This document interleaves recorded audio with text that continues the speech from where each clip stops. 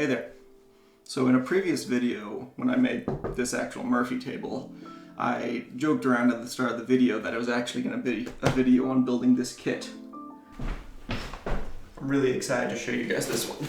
I got this builder's kit from Real Terrain Hobbies and their collaboration with Muse Kits, and we're going to build it, and it's going to be fun. I obviously didn't do that in that video because I was building this thing. But today, we're going to start taking a crack at it. So this is a building kit by Real Terrain Hobbies, linked to them in the description. They're another YouTuber, and they do a lot of really cool stuff. Be clear what they actually do, because really cool stuff is not very descriptive, is that they build dioramas, sculptures, that are not miniature. They're actually fairly large. His recent stuff is pretty massive, but they're very detailed, and they're a big inspiration for why I started getting into this hobby. So that's why you should go check them out. So they had this box created with all the tools and supplies necessary to build this little Blacksmith's fantasy forge. So today we're gonna take a little crack at it, have some fun, and we'll see how it turns out. Flex our little creative muscles. So enjoy.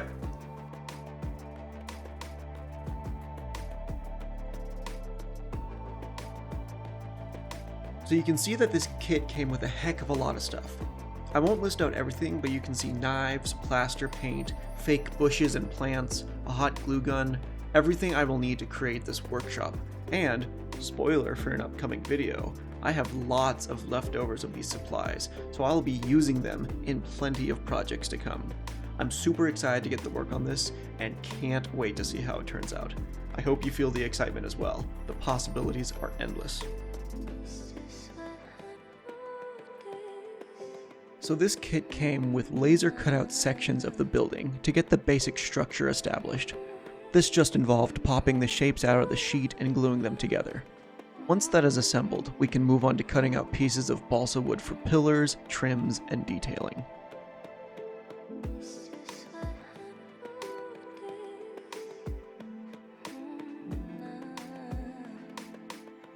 A lot of what you're seeing here is just a matter of measuring the wood, cutting it to length, hacking it up to add texture and make it look like rough sawn wood, and finessing it into place.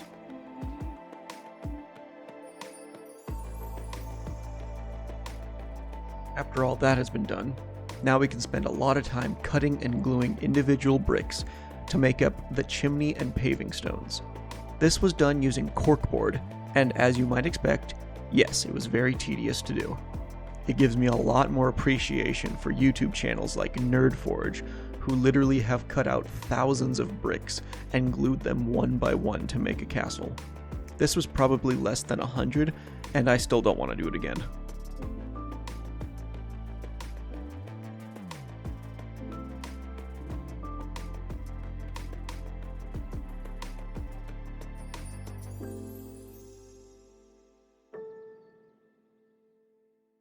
I think it's time for a check-in.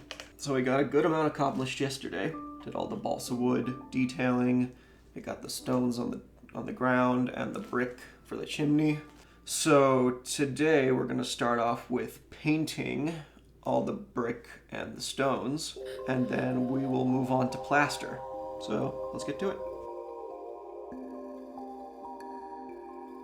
I'm starting off by roughing up the edges of the bricks to make them look more worn and aged before I put paint on.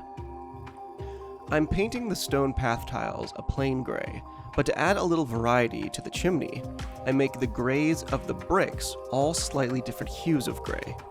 This may look exaggerated right now, but as we go on and add more, the colors will coalesce and look more appropriate. Now I'm adding the plaster on the walls, between the bricks and between the stones. When cleaning it off the surfaces the plaster doesn't belong, it leaves kind of a white wash over all the surfaces that really ties together the variances in color of the bricks, and makes the wood look more realistically aged, as wood tends to gray over time.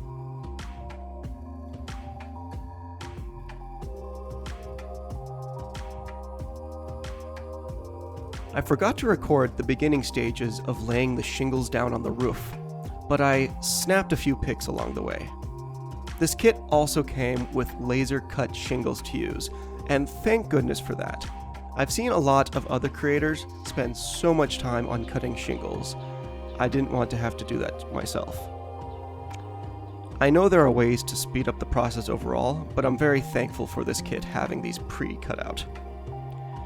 There are those tedium moments that can really break the momentum of a project and really kill your motivation to finish. Luckily, this was not one of those times. Now this is where the project really starts to come to life. I add dark washes to add shadows into the nooks and crannies of the brick and walls. I add weathering to the wood and roof. And once the grass, rocks, moss, and plants start going in, it really comes together.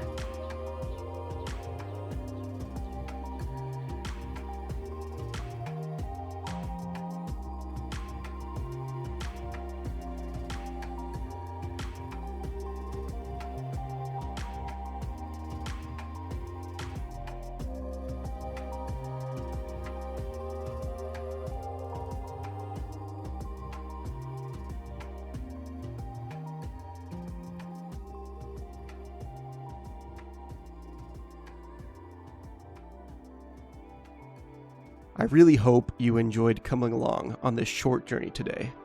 I like to try something new with each project, and I hope you'll join me in the future by subscribing to my channel. Let me know what you think of this build down in the comments. Now let's see how this thing turned out.